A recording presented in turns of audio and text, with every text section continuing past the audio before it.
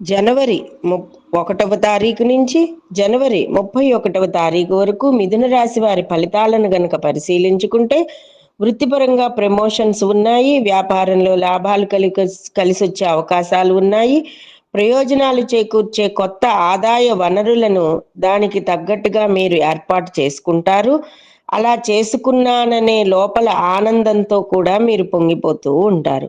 అలాగే అన్ని సమస్యల్ని అధిగమించే దృఢత్వాన్ని కలిగి ఉంటారు. శారీరకంగా, మానసికంగా కూడా ఎంతో దృఢత్వంతో ముందుకు వెళ్తారు. కళ్యాణాది శుభయోగాలు సంప్రాప్తిస్తాయి. ఆదాయ మార్గాలు పెరుగుతాయి. జీవనం సుఖమయంగా ఉంటుంది. వృత్తి, ఉద్యోగ, వ్యాపారాలన్నింటిలోనూ కూడా మంచి ముందంజలో ఉండే అవకాశాలు కూడా ఉన్నాయి. జీవనం సుఖమయంగానే ఉంటుంది. ముఖవర్చస్సు పెరుగుతుంది. శరీర సౌష్ఠవం, తెలివితేటలు, ఇతరులను ప్రభావితం చేసే నాయకత్వ లక్షణాలు కూడా మీలో పెంపొందించుకుంటారు. ధనాన్ని నిల్వ చేసుకుంటారు. అలాగే కళాకారులకు, వృత్తి, ఉద్యోగ, వ్యాపారస్తులకు, విద్యార్థులకు అందరికీ కూడా ఈ మాసం సర్వతా అనుకూలతగా ఉంది.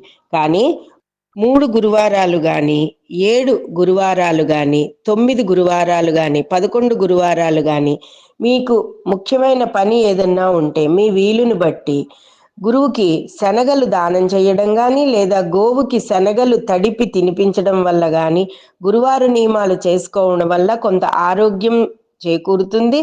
అలాగే అన్ని విషయాలలోనూ కూడా ముందంజలో ఉంటారు. ఇక గురుధ్యాన శ్లోకాలను నిత్యం పఠిస్తూ ఉండడం అనేది మంచిది.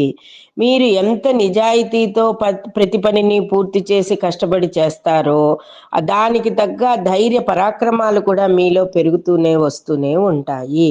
విద్యార్థులందరికీ కూడా కాస్తంత ఆరోగ్యాన్ని చూసుకుంటూ చదువు మీద దృష్టి పెట్టుకుని ముందంజలో ఉండడం అనేది జరుగుతుంది. ఇక ఏ విషయంలో అయినా సరే మీరు రాణించడానికి ముందంజలోనే ఉంటారు.